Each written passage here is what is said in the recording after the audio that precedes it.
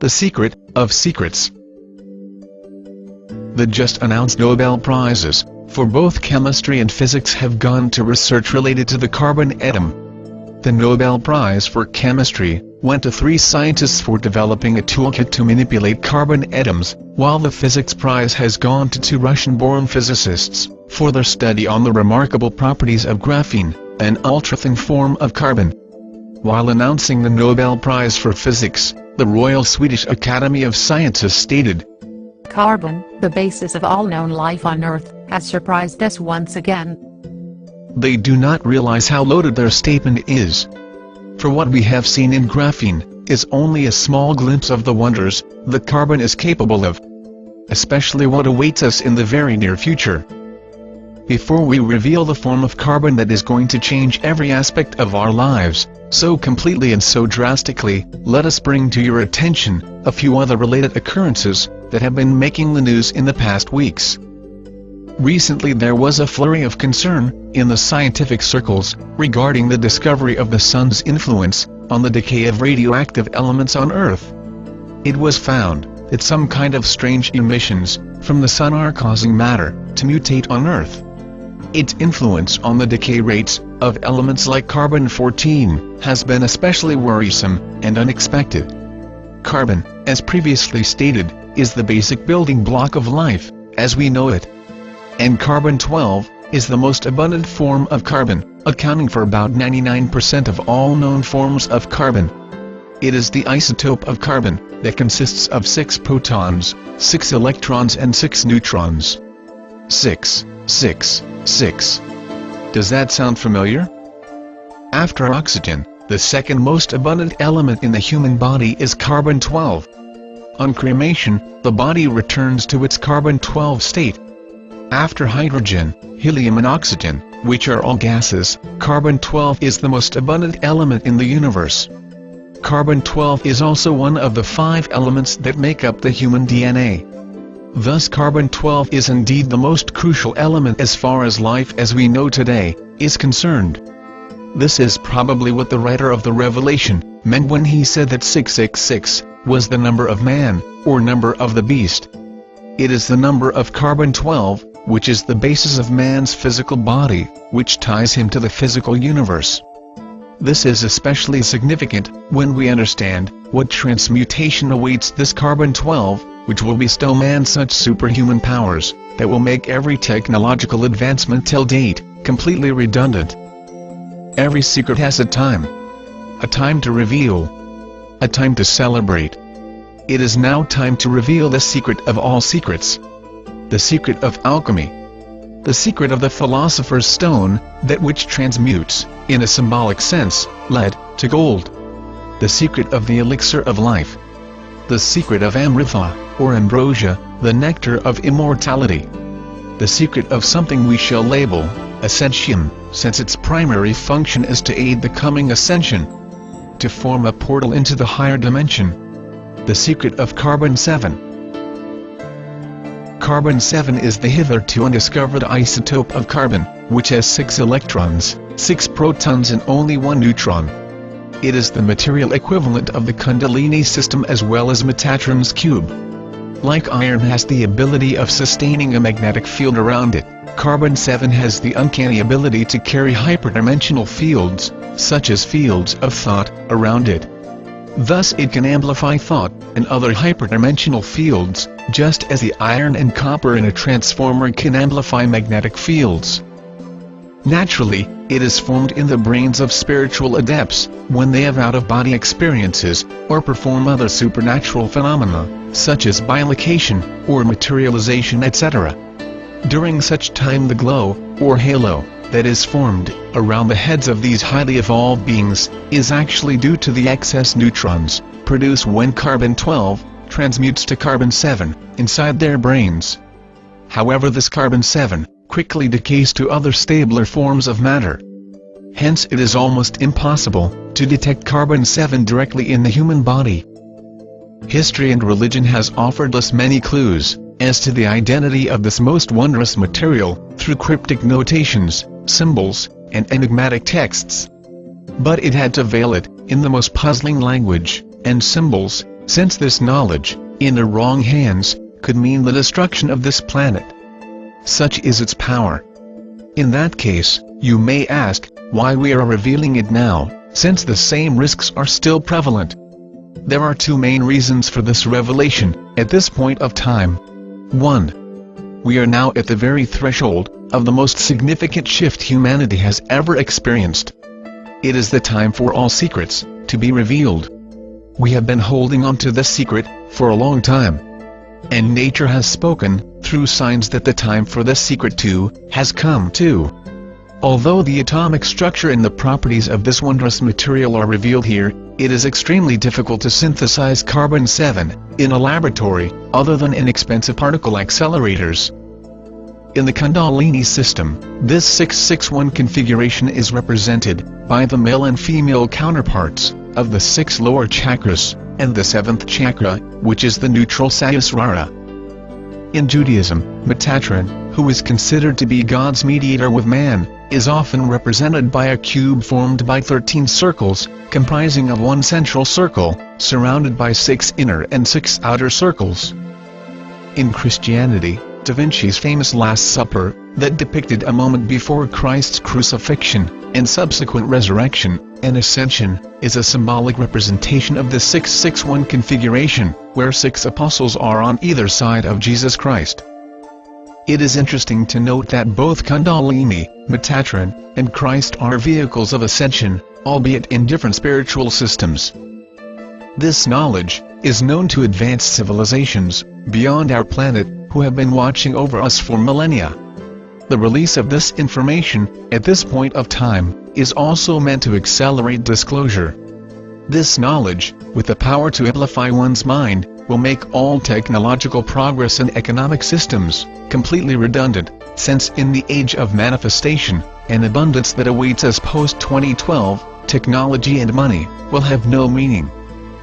In the period post-disclosure, the conditioning of man will take place, during which time, the collective mind of man will undergo a quantum shift to expansiveness.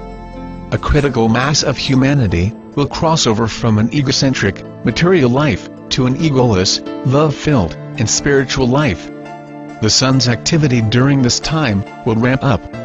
The final transmutation that will be affected by the sun will be the transmutation of the carbon-12 in human DNA into carbon-7. This will empower man to survive the final double cataclysm of the super flare pole shift and migrate to the higher dimensional new Earth.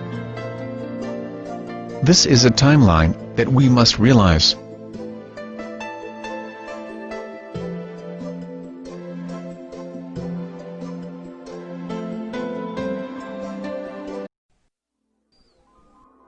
The Secret of Secrets.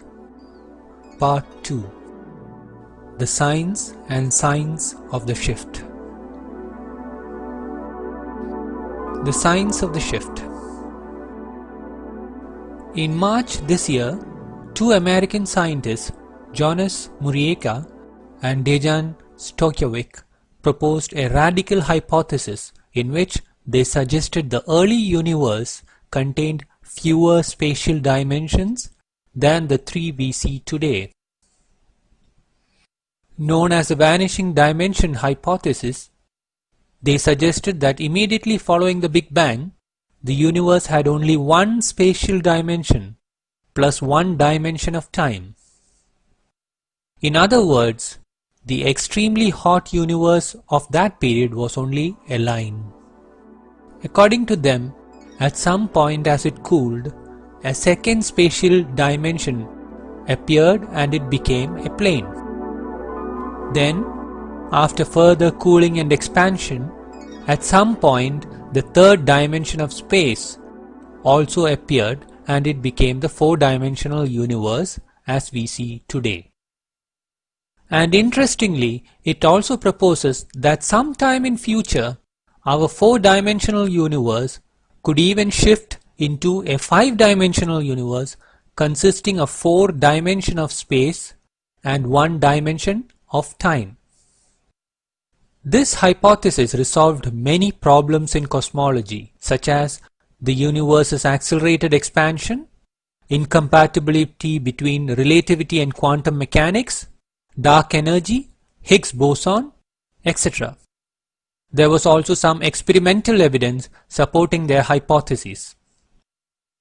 However, the scientists were unsure when the shift from a lower dimensional universe to a higher dimensional universe occurred. They suspected that it had to do with the energy levels passing a threshold. While I think that this hypothesis is perhaps the most elegant and satisfactory explanation of the evolution of our universe and even its possible future, I would like to propose an alternative as to how exactly this shift from a lower dimensional to a higher dimensional universe is triggered. I am not convinced that it is the energy levels of the universe that determine when a dimensional shift occurs. While a dimensional shift is a universal phenomenon, that is, it takes place simultaneously over the entire universe, energy levels are localized and vary from region to region. Hence, energy levels triggering a universal shift is unlikely.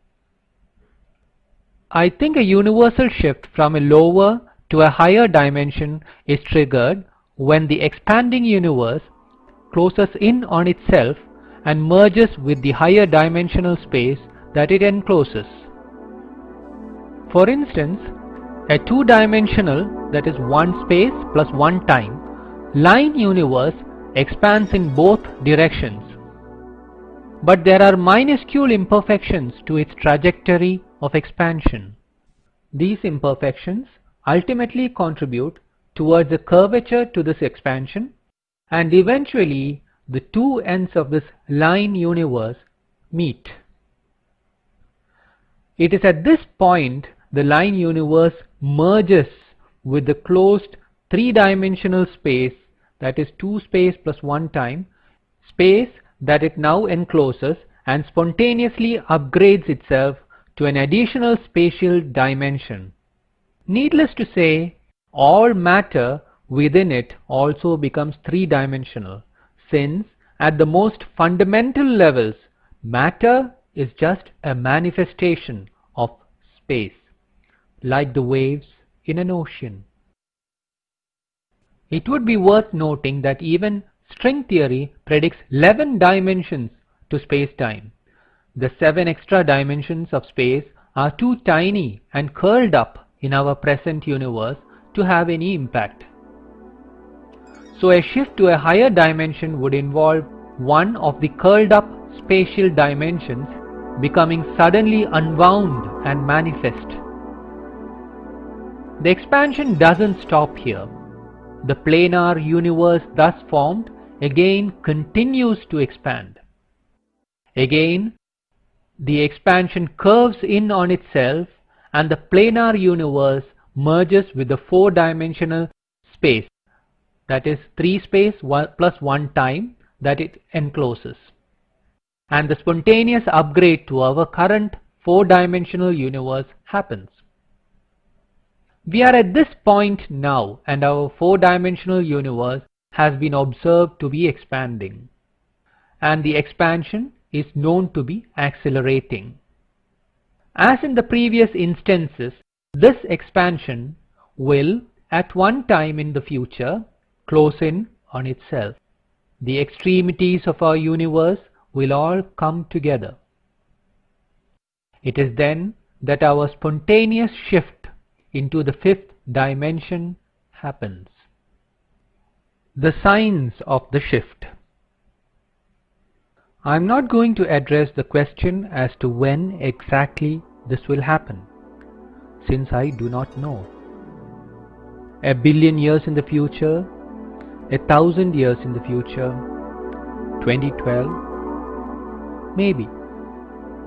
But I think the one consciousness that inhabits the deepest fold of our being, that is exactly same in you, me, and everyone else, knows of this moment. It is now communicating to us through innumerable signs to prepare us for our future. Therefore, I think the shift is imminent. It will happen in our lifetime and in the blink of an eye. And what are these signs? One of the most enduring signs of the shift is the Ouroboros and its many variants prevalent in almost every ancient culture, ranging from the Egyptian, Indian, Mayan, Aztec, alchemy, Norse, Greek, and Gnosticism, to name a few. Yes, these signs have been there for ages, but only now their message is being revealed. There have been interpretations to it being a representation of the cyclical nature of the universe, which is also true. The shift ultimately is cyclical in nature, ascending through worlds of higher and higher dimension before everything collapses back to a point of zero dimensions, where even time does not exist. And again the cycle starts anew. The Ouroboros is clearly a spectacular representation of the shift.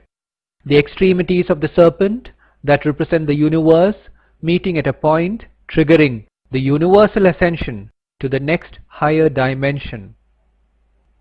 Even at the most mundane levels of our existence, this transition is represented in the wedding ring that is worn on the day of marriage, which marks the transition of an individual's life from being single to becoming a couple.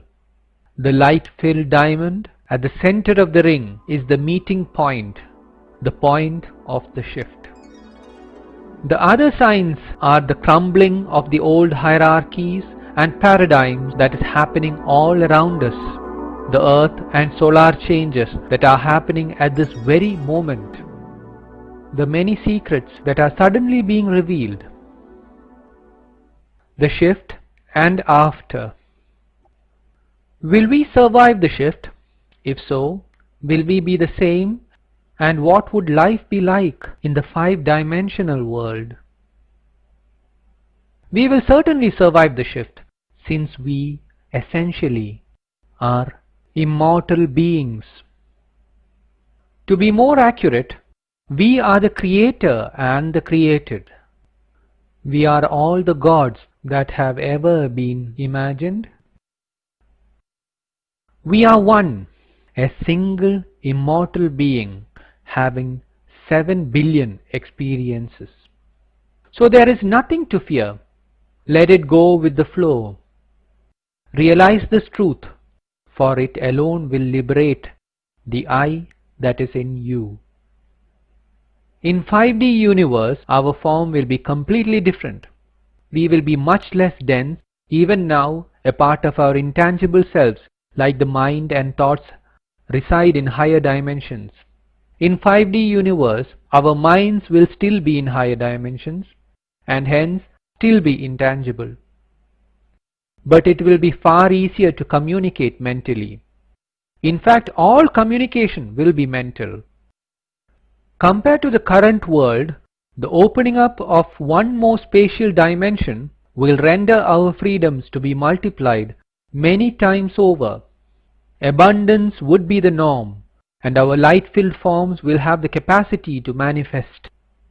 Our food would be light and nothing else. We will still have a lighter DNA, though composed of carbon-7, that can directly interact with and absorb light. Carbon-7 in the 5D universe will be stable. Money and technology would be redundant and hence meaningless. Will every single person in the current world ascend, you ask? It is a difficult question to answer, since it is a choice of the individual to merge into the lighter realm of 5D or to continue his addictions which he or she refuses to let go. Although this universe will cease, there are multiple universes of 4D and lesser that is willing to accommodate such souls and let them continue their addictions. How then can one guarantee a place in the 5D world? Realize that there is no separation between you and anyone else. Love others and thus love yourself unconditionally. Serve without thought, intention or pretension. Be simple. It is an indescribably beautiful world that awaits us. We would be beauty manifest. Let us prepare to ascend.